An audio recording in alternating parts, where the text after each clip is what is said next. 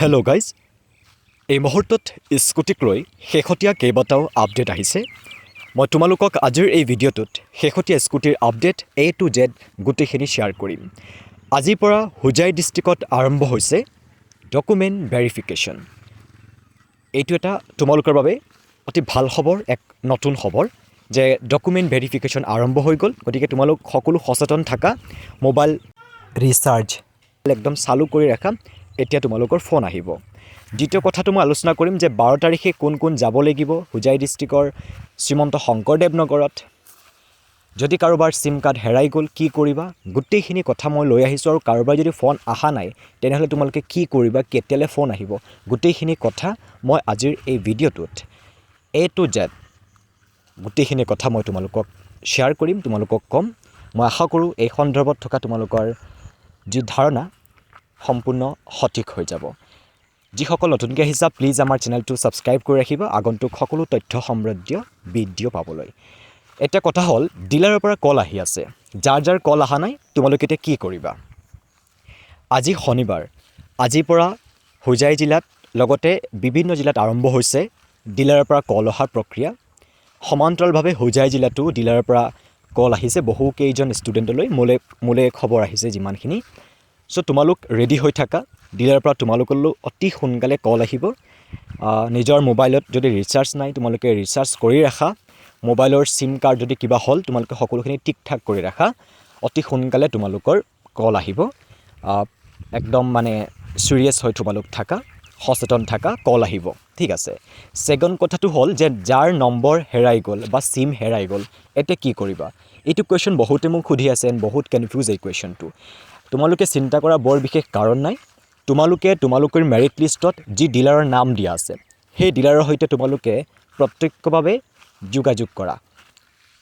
প্ৰত্যক্ষভাৱে যোগাযোগ কৰিবই লাগিব, তেতিয়াহে তোমালোকে পাৰিবা। ডাইৰেক্টলি যোগাযোগ কৰিব লাগিব, ইনডাইৰেক্টলি নহয়। প্ৰথম তোমালোকে ইনডাইৰেক্টলি কলত কথা পাতিব পাৰা, তাৰ পাছত তোমালোকে ডাইৰেক্ট তাত গৈ তোমালোকৰ নাম্বাৰটো জমা দিব লাগিব আৰু তোমালোকৰ ডকুমেণ্ট তাত লৈ যাব লাগিব। তেতিয়াহে তোমাৰ নতুন নাম্বাৰটো তেখেতে তাত ইনক্লুড কৰি দিব। অন্যথা তোমালোকৰ কল আহিলে যথেষ্ট দিগদাৰ হ'ব। তোমালোকে কল যে আহিব তোমালোকে খবৰে নাপাবা আৰু বহুত বিসংগতিয়ে দেখা দিব। গতিকে এতিয়াও তোমালোকৰ হাতত সময় আছে। এই চোৱা সময়ত তোমালোকে ডিলাৰক লগ ধৰা, ফোন নাম্বাৰত ফোন কৰা, ডিলাৰৰ সৈতে প্ৰত্যক্ষভাৱে তোমালোকে যোগাযোগ কৰা আৰু তোমালোকৰ নতুন নাম্বাৰটো ইনক্লুড কৰা। আশা কৰোঁ এই সম্বন্ধে থকা তোমালোকৰ ধাৰণা ক্লিয়াৰ হৈ গৈছে। এতিয়া কথা হ'ল যে 12 তাৰিখে হোজাই ডিষ্ট্ৰিক্টৰ শ্ৰীমন্ত শংকৰদেৱ নগৰত হ'বলগীয়া ডক্টৰ বাণীকান্ত কাকতি বঁটা আৰু আনন্দৰাম বৰুৱা বঁটাৰ বাবে বা চাইকেল বিতৰণী অনুষ্ঠানৰ বাবে কোন কোন ছাত্ৰ ছাত্ৰী তাত উপস্থিত থাকিব লাগিব, এইটো কথা বহুতে মোক সুধি আছিলে। চ' এই কথাটো উত্তৰটো এইটোৱেই যে তোমালোক যিকেইজন ষ্টুডেণ্টলৈ ইনভাইটেশ্যন কাৰ্ড আহিব তোমালোক প্ৰত্যেক যাব লাগিব। এতিয়া কাক ইনভাইটেশ্যন কাৰ্ড দিব এইটো কথা কিন্তু এতিয়ালৈকে ডিক্লেয়াৰ হোৱা নাই।